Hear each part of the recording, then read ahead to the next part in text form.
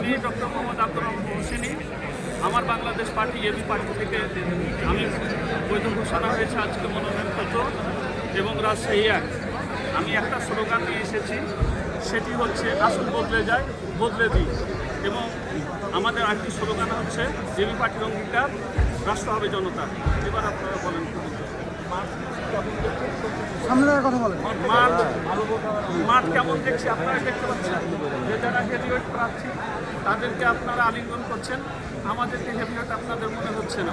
তার মানে মাঠ ঠিক নাই, তবে জনগণ আমাকে ভালোবাসে এবং জনগণের কাছে গেছি। এখনও রিপোর্টে আছে যে আমাকে জনগণ চায় এবং আমি এগিয়ে আছি ইনশাল্লাহ।